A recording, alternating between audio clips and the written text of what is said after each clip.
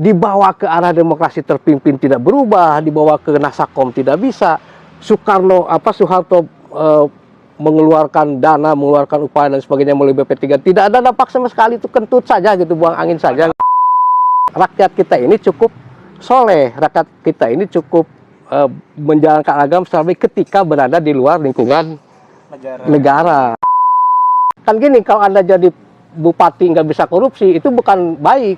Itu artinya bupati yang goblok dan bodoh. Kalau menurut saya jelas solusinya itu hanya satu, yaitu Islam. Nah, ketika Islam ini diakui sebagai cara kita bernegara, maka akan negara ini menjadi punya nilai sakral. Islam atau negara Islam itu gitu seperti apa dalam arti konteks sebagai pembanding gitu dengan negara Indonesia hari ini. Bagi orang yang berpikir pengalaman 79 tahun itu harusnya sudah menjadi alasan yang sangat kuat, sangat kuat bahwa memang ada sesuatu yang salah, ada sesuatu yang tidak beres, bukan pada persoalan undang-undang, bukan pada persoalan mekanisme, bukan pada persoalan prosedur, tetapi pada persoalan nilai. Sebelum ke Islam menjadi solusi gitu, artinya dipandang dulu bahwa kondisi negara hari ini seperti apa, dalam arti gitu kan, apakah menjelang ambang atau masih ada harapan untuk diperbaiki gitu. Dalam arti begini, kalaupun memang hal-hal yang tadi dibahas dari mulai nepotisme dan sebagainya lah gitu, terlepas dengan hal itu, sebetulnya Pancasila itu atau NKRI itu gitu hari ini bagi masyarakat itu seperti apa gitu sebelum bergeser ke yang tadi, karena itu sudah menjadi katakan titik nadir lah gitu kalau solusi terakhir gitu. Nah, agar setidaknya gitu untuk ke arah sana, ke arah solusi tadi itu bisa setidaknya tidak ada permasalahan yang lahir lagi, tidak ada permasalahan lagi. Mungkin sebenarnya. Iya, pengalaman 79 tahun itu bagi orang yang berpikir ini sudah lebih dari cukup. Sudah lebih dari cukup. Dulu itu Pancasila ini oleh Soekarno kan berusaha sekuat tenaga untuk diimplementasikan, gagal. Ya gagal total gitu, karena tidak ada satupun persoalan yang selesai. Kemudian zaman Soeharto juga sama, tidak ada yang selesai sampai sekarang. Jadi maksudnya persoalan itu menjadi semakin menggurita, semakin masif, semakin meluas. Jadi di ranah sistem tadi, apakah politiknya? Kalau sistem itu, apakah sosialnya atau ke apanya? Gitu. Enggak, kalau menurut saya gini, persoalan bangsa ini kan bukan di sistemnya. Ya. Artinya bukan pada pasal bakal, bukan pada prosedur, bukan pada mekanisme, itu kan sudah baik. Tapi kan yang merusak itu semua kan sistem nilai. Kita tidak punya sistem nilai, kan itu. Jadi coba misalkan lihat Pancasila pasal pertama, satu ketuhanan yang Maha Esa. Di mana adanya ketuhanan Maha Esa itu? Di luar negara. Karena orang-orang itu kan dia menjadi soleh ketika masuk ke masjid. Misalkan banyaklah partai yang secara kultur itu partai Islam, misalkan PKS, P3, PAN, kemudian PKB dan sebagainya. Itu mereka berketuhanan, tetapi tidak di istana, tidak di gedung DPR, tidak di lembaga-lembaga negara. Mereka itu orang pribadi-pribadi yang baik, pribadi yang soleh ketika berada di luar. Nah, jadi ketuhanan yang bahasa ini tidak pernah menjadi nilai bernegara. Nah, kalau ketuhanan dalam pengertian tadi itu kan tidak ada Pancasila, mereka sudah religius sejak ratusan tahun sebelumnya gitu. Nah, kemudian kemanusiaan yang adil dan beradab. Mana?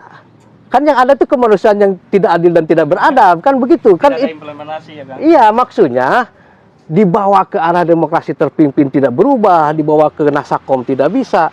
Soeharto mengeluarkan dana, mengeluarkan upaya dan sebagainya melalui BP3, tidak ada dampak sama sekali, itu kentut saja gitu, buang angin saja. Enggak. Dananya triliunan ya. Itu pasti dananya triliunan, dipaksa supaya ada butir-butir Pancasila, nggak ada yang, ya saya juga sampai sekarang berpuluh-puluh kali ditatar P4 nggak pernah hafal itu butir-butir Pancasila itu. Apa gitu pernah tahu. Jadi apakah sudah menjadi sebuah karakter dan watak atau seperti apa?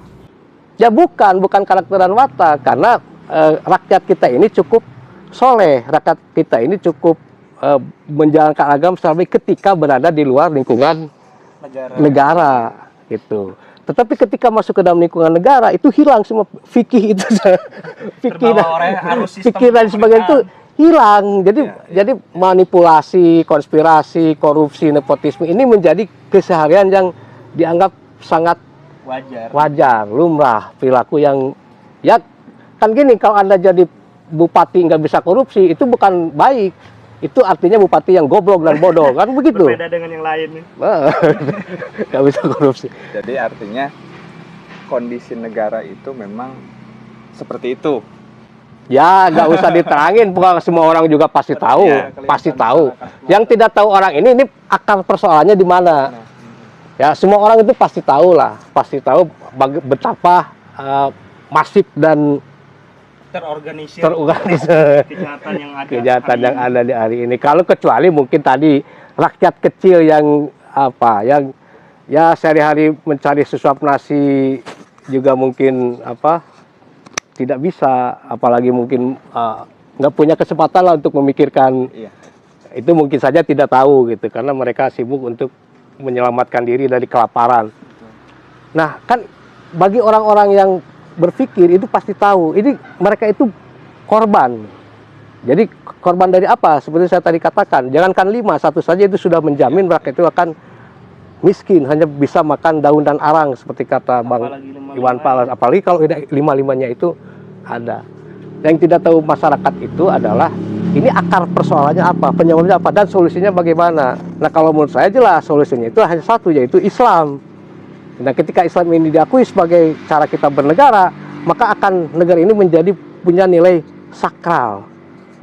Gitu. Terakhir Kang, ini mungkin netizen dalam ranah, mungkin tadi banyak komentar ya, yang beragam gitu. Tuh. Karena bisa jadi itu karena keterbatasan atau memang tidak mau belajar gitu. Nah, di sini ini terakhir pertanyaan dari saya. Islam atau negara Islam itu gitu seperti apa dalam arti konteks sebagai pembanding gitu dengan negara Indonesia hari ini gitu. Agar setidaknya ketika di akhir menjadi sebuah solusi kan ada gambaran Kang. Bentuknya jelas gitu, ciri-cirinya seperti apa. Ya, kan begini, kan bernegara itu sama seperti beragama, berfilsafat. Karena kalau beragama juga tidak berfilsafat, kan apa bedanya dengan doger monyet? Hanya diberi petunjuk teknis tata cara tanpa mengerti makna. Nah, begitu juga bernegara. Jadi kalau tidak berfilsafat, ya kan jadinya warga negara ini monyet doger saja. Cuma diberitahu tadi itu prosedur dan tata cara. Ya, tata cara pemilu dan sebagainya. Tapi tidak diberitahu tentang makna. Ya jadi monyet tadi. Jadi menurut saya bernegara itu adalah berfilsafat. Nah, kalau ditanya kenapa Islam ini bisa menjadi solusi? Ya karena tadi Islam ini pertama dia memiliki ajaran yang mengajarkan kepada kita ini untuk menyembah kepada Tuhan itu artinya memberlakukan keadilan di muka bumi. Itu yang paling jelas ajaran Islam. Seperti yang saya terangkan di materi sebelumnya dalam channel YouTube. Nah, yang kedua, pengalaman sebagai argumen kita. Pengalaman Islam ini pernah di dalam sejarah itu diwujudkan sebagai rahmatan lil alamin, sebagai negara yang memimpin peradaban dunia. Nah, Pancasila itu 79 tahun, kan yang dilihat itu cuma borok dan bisul saja, nggak ada baik-baiknya gitu maksud saya. Jadi tadi kembali kepada tadi, tidak ada yang namanya persatuan Indonesia, karena persoalan disintegrasi itu terjadi dari sejak Republik ini berdiri sampai hari ini dan tidak akan berakhir sampai kapanpun. Kemudian apakah kerakyatan itu dipimpin oleh kebijaksanaan? Tidak. Yang terjadi itu sebaliknya, kebijaksanaan dipimpin oleh survei, kebijaksanaan dipimpin oleh popularitas, oleh elektabilitas. Ya, oleh tadi itu survei Iya, tidak ada kan. Seharusnya kalau kita melaksanakan Pancasila itu kerakyatan ini dipimpin oleh hikmah kebijaksanaan. Nah, ini apa hikmah kebijaksanaan ini? Nggak ada yang tahu gitu kan. Ya karena mereka yang mengerti ini survei, ya artinya kerakyatan lah yang kemudian dipimpin oleh hasil survei. Makanya, itu. Kemudian makanya sekarang kan bertebaran calon-calon pemimpin di pilkada sekarang hanya Iya. orang-orang yang berpopularitas iya, tinggi ya, gitu ya Kang. ya, kan tidak terjadi yang namanya kerakyatan yang dipimpin oleh hikmah kebijaksanaan itu tidak terjadi. Karena yang kita lihat itu adalah hikmah kebijaksanaan yang dipimpin oleh survei. Gitu. Jadi menentukan orang benar dan benar atau salah atau amanah dan tidak semana itu kan hanya ditentukan oleh satu ukuran saja, survei. Survei yang utama untuk menjadi Nah, pemimpin. apalagi kalau bicara soal keadilan sosial bagi seluruh rakyat Indonesia. Kita ini 99% ekonomi Indonesia ini dari dulu sampai sekarang itu hanya dikuasai oleh 1% Betul. warga negara. Nah, yang 99% rakyat ini apa ya artinya? berebut sumber daya yang 1% itu. Nah, jadi ngomongin apa lagi? Dan apakah pertanyaan kita kembali, apakah ini akan selesai? Tidak akan pernah selesai. Kan pengalaman bagi orang yang berpikir, pengalaman 79 tahun itu harusnya sudah menjadi alasan yang sangat kuat. Sangat kuat. Bahwa memang ada sesuatu yang salah, ada sesuatu yang tidak beres. Bukan pada persoalan undang-undang, bukan pada persoalan mekanisme, bukan pada persoalan prosedur.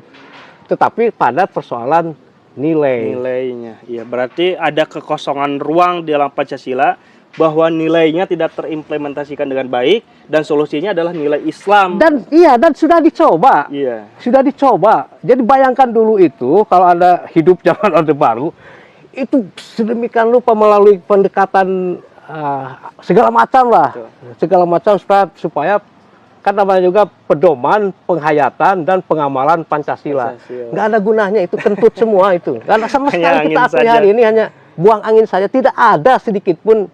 Kalau ada dampaknya, kan nggak mungkin terjadi yang tadi itu. Yang 5 persoalan ini. Dasar tadi ya kan. Nggak akan terjadi kalau memang Pancasila ini diterima sebagai sebuah sistem nilai. Faktanya kan tidak begitu. Artinya kembali ke pribadinya masing-masing dalam Ya, bukan begitu. Artinya ini ada 2 sistem yang berjalan. Ada 2 sistem berjalan. Ketika dalam kehidupan sehari-hari masyarakat ini bermoral, masyarakat ini menyukai kebajikan, membantu sesama dan sebagainya. Tetapi ketika dalam kehidupan berbangsa dan bernegara itu semua hilang dan itu mau digantikan sama Pancasila tadi itu tidak pernah bisa. Ini bukan asumsi. Bukan statement pribadi ya Kang. Bukan statement pribadi. Kan fakta kita berbangsa, pengalaman kita berbangsa berbangsa dan bernegara selama 79 tahun. Nah, ini yang ajaib. Kenapa kita ini tidak pernah bisa belajar dari sejarah? Kalau dulu BP4 itu gagal zaman Soeharto, ngapain pula dibuat BP4? Kan nggak ada BPIP. Karena ada karyanya sama sekali. Apakah BPID kemudian bisa menyelesaikan problem-problem tadi? Bisa misalkan mengurangi kecurangan pemilu? Mustahil. Apakah BP ini bisa mengurangi konspirasi hukum dan sebagainya? Tidak bisa. Jadi ngapain juga bikin-bikin kan ngabisin uang. Cuma ngabisin APBN uang negara. aja, APBN negara Iya, aja. betul. Jadi seperti saya katakan, BPIB itu bukan bagian dari solusi. Ini justru bagian dari masalah, bikin masalah baru, Masalah baru dengan statement pribadi dan lain sebagainya.